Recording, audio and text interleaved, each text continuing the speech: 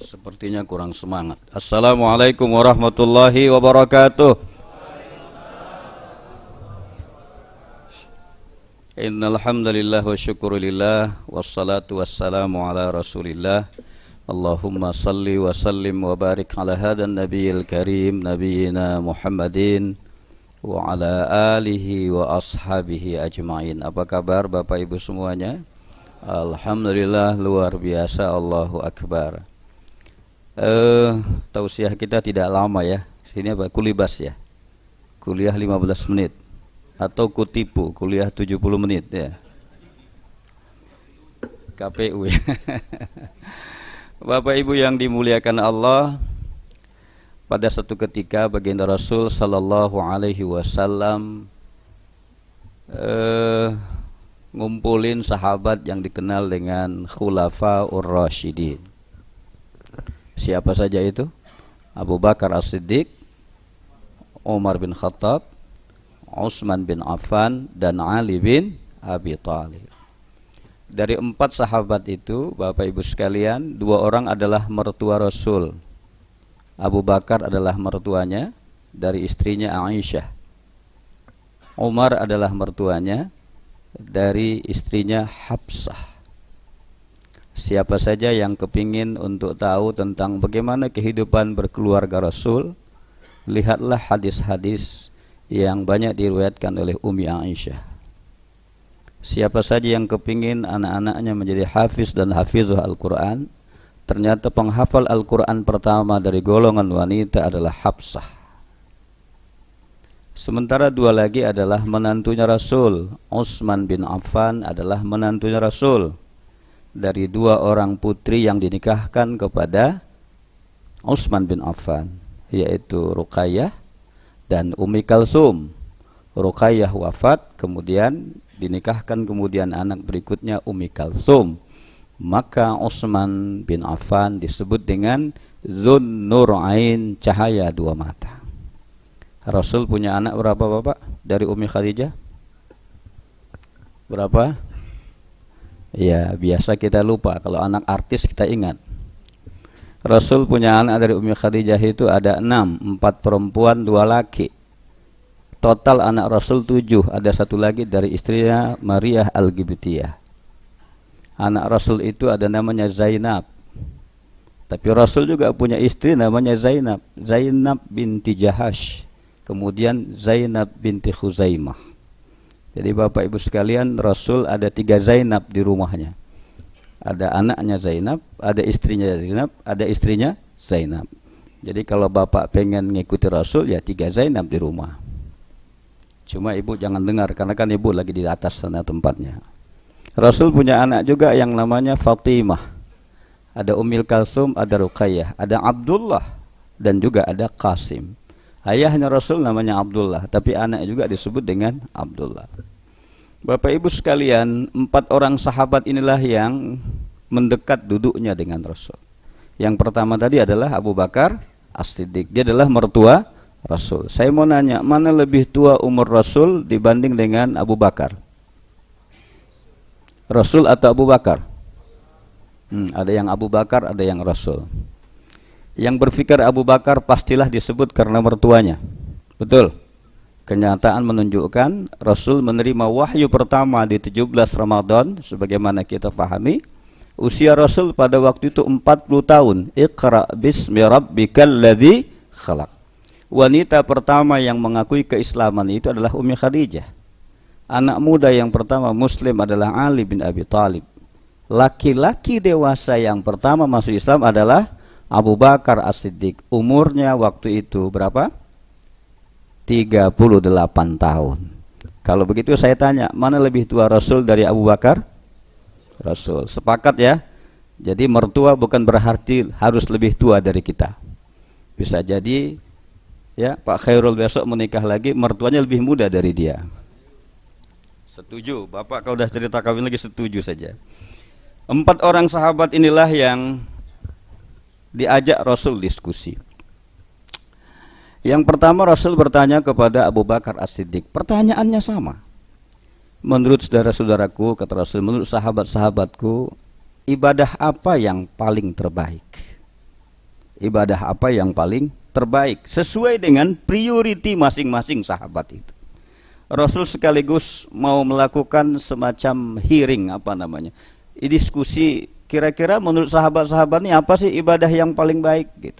Apa yang menjadi priority ibadah masing-masing orang itu. Ternyata sahabat-sahabat itu punya masing-masing priority ibadah. Dan seharusnya kita juga begitu, meskipun seluruh ibadah itu harus kita lakukan. Nah, ketika ditanya kepada Abu Bakar As-Siddiq, menurut sahabatku apa ibadah yang terbaik? Apa jawabannya? Ibadah yang terbaik menurutku adalah sedekah. Halo? Tadi diingatkan, zakat itu ada sedekah wajib, ada sedekah sunnah. Innamas sadaqat lil fuqara, itu bima'na zakat. Khudh min amwalihim sadaqah, bima'na zakat. Jadi sedekah menurut Abu Bakar adalah ibadah yang sangat terbaik menurut dia. Maka jangan heran ketika beliau melanjutkan kepemimpinan baginda Rasul, dia memerangi orang yang tidak berzakat. Karena itu, mumpung di Ramadan, salah satu kewajiban yang menyertai mengikuti Ramadan kita adalah zakat. Jangan sempat sedekah kita terpaksa. Tahu sedekah terpaksa? Tadi sore ibu ngidangin ikan mas dibakar gitu ya. Dari tadi pagi beli ikan, siang dimasak, sore dihidangin. 10 menit sebelum berbuka puasa dihidangin di atas meja makan. Kita semua yang melihat, wah, seleranya luar biasa. Oke? Nah, begitu 5 menit sebelum berbuka puasa, kucing lompat ke atas meja makan. Ngambil itu ikan. Kira-kira respon kita gimana dengan kucing itu? Tanpa dikomando, dikejar, Pak. Kalau dibiarin berarti ikhlas banget itu, insya Allah. Dikejar, Pak. Itu namanya sedekah terpaksa. Kucing nggak salah. Kucing itu mengambil rezekinya. Terus siapa yang salah? Enggak ada yang salah. Yang salah kita tidak ikhlas. Oke? Oleh sebab itu maka jangan sempat sedekah kita terpaksa. Setelah diambil kucing baru datang ikhlasnya. Nah, karena itu maka malam ini saya ingin mengatakan bahwa Ramadan itu pastilah bulan sedekah yang terbaik dan itu adalah peluang yang luar biasa. Karena itu insya Allah mudah-mudahan tangan kanan kita memberi, tangan kiri tidak perlu tahu, insya Allah, amin ya rabbal alamin. Saya punya pengalaman, seorang menitipkan uang ke kami untuk membangun masjid. Insya Allah sudah ada 4 atau 5 masjid yang kita bangun. Sampai sekarang orang tidak tahu bahwa dia yang bangun. Yang tahu cuman beberapa orang. Ketika saya minta dia meletakkan batu pertama, dia tidak mau. Ketika saya minta dia untuk meresmikan masjid itu, dia nggak mau. Terakhir saya bilang, kalau Bapak tidak mau meletakkan batu pertamanya, tidak mau meresmikan masjidnya, tolong nama masjidnya saja. Bapak sebut saja apa nama orang tua atau nama siapa saja. Dia sebut tidak, itu milik Allah, terserah Pak Ustadz saja. Sampai sekarang itu masjid ada 5 kita bangun, atas nama beliau uangnya, tidak mau dilihat. Pada satu ketika saya tanya beliau, Pak, saya mau nanya, kenapa Bapak tidak mau lihat itu masjid yang dibangun? Dia sebut, saya sudah lihat itu adalah rumahnya Allah, biar Allah yang maha menilai. Saya takut kalau saya datang ke situ, tangan saya akan bergerak. Saya akan nunjuk, ini catnya kenapa begini, ini AC-nya kenapa begini. Akibat saya menunjuk itu, maka batallah sedekah saya. Saya banyak belajar dari beliau. Kalau dihitung ada berapa miliar, 5 masjid. Subhanallah. Nah, ini pelajaran dari sama hamba Allah, dan Abu Bakar As-Siddiq melakukan satu perenungan bagi kita, ibadah yang terbaik adalah sedekah. Udah 10 menit, jam 8. Yang kedua, Umar bin Khattab ditanya, ibadah apakah yang terbaik? Jawabannya adalah jihad fi sabilillah. Semangat jihad itu yang sesungguhnya dibutuhkan dari kita semuanya. Ya ayyuhalladzina amanu kutiba alaikumusiyam. Saya mau nanya, ayat ini turun di Makkah apa di Madinah? Di Makkah apa di Madinah? Di Madinah atau di Makkah? Madinah. Berarti ayat ini adalah diturunkan di Madinah. Rasul pindah ke Madinah usianya berapa tahun? Kalau saya buat garis, ini 40 tahun, ini 63. 50 10 tahun di Madinah, 13 tahun di Makkah. Turunnya perintah puasa berapa tahun setelah Rasul di Madinah? 2. Berarti umurnya berapa? 55. Ingat Bapak Ibu sekalian, di usia 55 Rasul menerima perintah puasa. Itulah menjadi kewajiban bagi kita semua. Dan ingat, di umur 55 itu juga beliau memimpin perang Badar di usia 55 tahun. Itu maksud saya. Tidak loyo, semangat. Ini ngikutin imam untuk sholat tarawih saja kita sudah mulai mikir-mikir. Takbirnya Allahu Akbar. Berapa lama nih Pak Imam? Dibaca lagi ayatnya wailul lil mutaffifin. Waduh, berapa panjang ini gitu. Semangat jihad kita terlatih. Iya. Saya pernah jamaah saya tanya, Pak Kiai berkenan jadi imam, kenapa imamnya tidak hadir? Oke, saya tanya, ayatnya panjang apa pendek? Pendek. Sepakat. Panjang apa pendek? Pendek. Saya licik juga, begitu sebutnya pendek, saya baca ayatnya pakai rina, pakai lagu. Akhirnya lama juga jadinya. Dalam hatinya nyesal nyuruh Ustadz imam di depan. Ini jihad, Pak. Malam ini jihad kita meninggalkan pertandingan Vietnam dan Indonesia. Itu juga jihad tuh malam ini.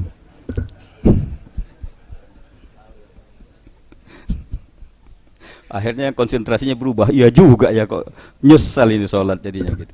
Bapak Ibu sekalian, jihad itu luar biasa. Dan hari ini kita berdoa mudah-mudahan resolusi Dewan Keamanan PBB yang tadi baru diumumkan itu, Amerika abstain, mudah-mudahan ini solusi yang terbaik untuk mengangkat, menyelamatkan saudara kita di Palestina. Amin ya rabbal alamin. Yuk jihad kita. Jihad kita hari ini adalah bagaimana kita punya kepedulian dan keberpihakan untuk kelanjutan risalah Rasul. Itu setidak-tidaknya jihad kita hari ini. Yang ketiga, Rasul memanggil sahabatnya yang bernama Utsman bin Affan. Ditanya kepada Utsman, wahai Utsman, ibadah apakah yang terbaik? Kira-kira ibadahnya apa? Kalau Abu Bakar sedekah, kalau Umar adalah jihad, kalau Utsman adalah Al-Quran. Bukankah kita tahu kodifikasi Al-Quran di zamannya Utsman bin Affan? Karena itulah kita hari ini bersyukur ya, sudah mulai ramai penghafal Al-Quran. InsyaAllah mudah-mudahan anak-anak kita, cucu kita menjadi orang yang ahlul Quran. Amin. Rasul pernah bersabda, saudaraku, khatimil Quran syahron wahidan. Khatamkan Al-Quran itu sekali dalam sebulan. Al-Quran berapa juz? 30 juz. Satu bulan berapa hari? 30 hari. Berarti 1 juz 1 hari. Ini hadis bukan hanya di bulan Ramadan. Kalau di bulan Ramadan insya Allah ada yang 3 kali khatam, karena 10 hari 1 kali khatam. Ada mungkin selama 1 bulan ini mungkin 10 kali khatam, 3 kali sekali, subhanallah. Tapi yang diinginkan tidak hanya Ramadan, sebelum Ramadan, saat Ramadan, dan setelah Ramadan. Hadis ini khatmil Quran syahran wahidan. Karena itulah maka Utsman bin Affan mengingatkan tentang pentingnya Al-Quran. Karena itu saya ingin mengajak kita malam ini, yuk kita buat programnya Gemar, gerakan membaca Al-Quran. Yuk, di mobil Bapak yang indah, yang bagus, yang mahal itu, sudahlah musik-musik dah tinggalin lah. I can give to you all love. Tukarlah musiknya ya. Pagi-pagi Bapak nyetir atau disetirin sama supir kita, subhanallah, baca Al-Quran. Idza waqa'atil waqi'ah, subhanallah. Idza waqa'atil waqi'ah, terus diulang-ulang, insyaallah kita hafal. Nah, karena itu saya ingin mengatakan bahwa rumah-rumah kita, keluarga kita dekatlah dengan Al-Quran.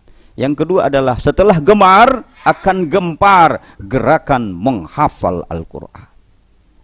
Mungkin sekelas saya, sekelas usia sudah kepala 6, rasanya menghafal itu dapat di ujung tinggal dipangkal. Betul, dipangkal dapat, di ujung udah lain lagi.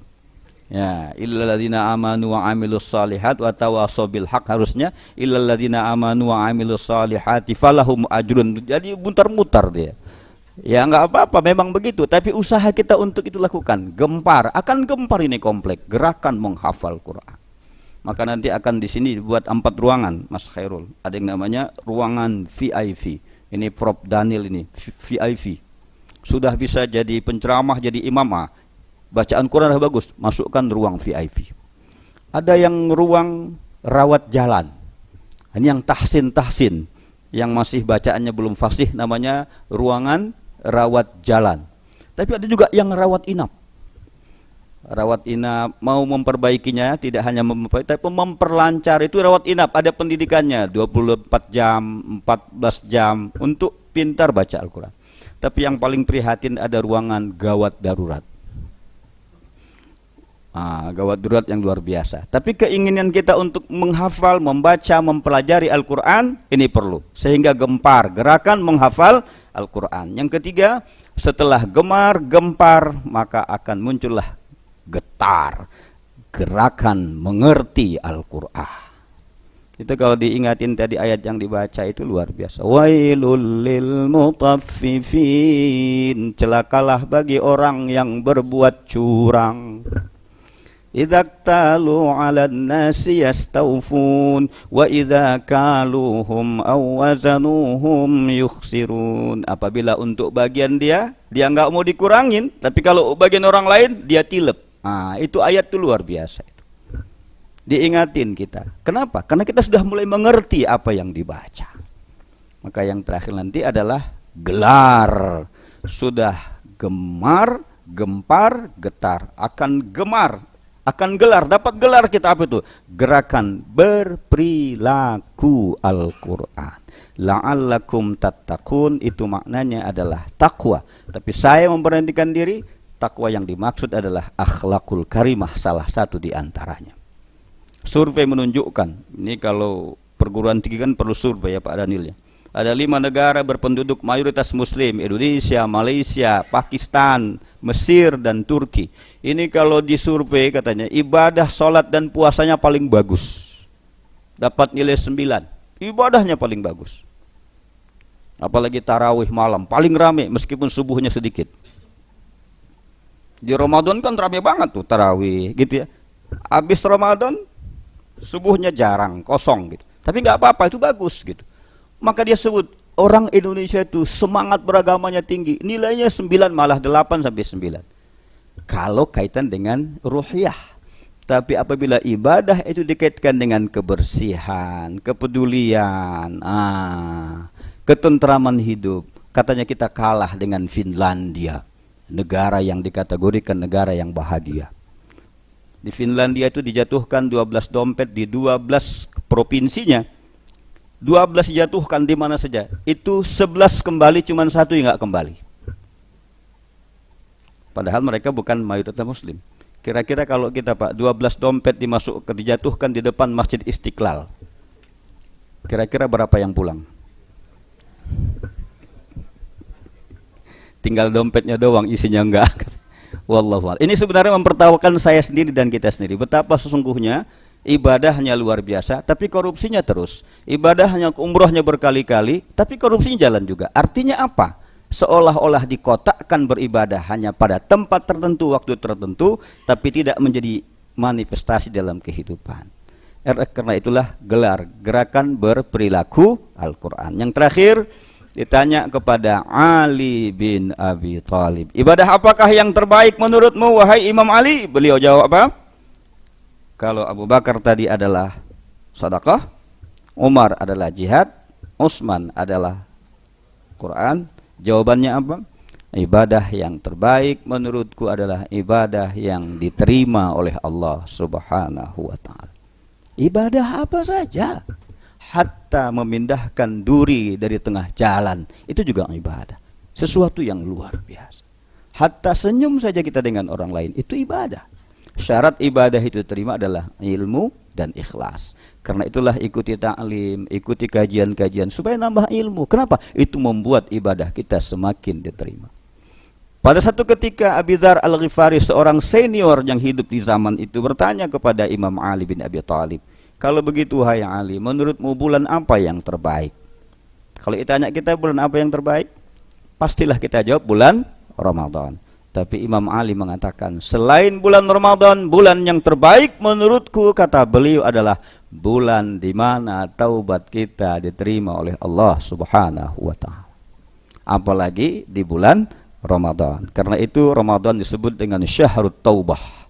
Tapi kalau kita tidak serius untuk mohon ampun kepada Allah, bulannya berlalu, taubahnya belum tentu diterima. Ditanya lagi kepada beliau, wahai Imam Ali, hari apakah yang terbaik? Kalau kita ditanya, pastilah hari Jumat, Sayyidul Anbiya. Tapi beliau mengatakan, selain hari Jumat, hari yang terbaik menurutku, kata beliau, adalah hari di mana kita dipanggil Allah dalam keadaan husnul khatimah. Apalagi jamaahnya jamaah masjid husnul khatimah. Nah, itu tuh. Soalnya kematian itu tidak melihat abjad. Kalau melihat abjad, Ustaz Khairul duluan dari saya Mas Huril. Apalagi Pak Zain, dari belakangan Zain.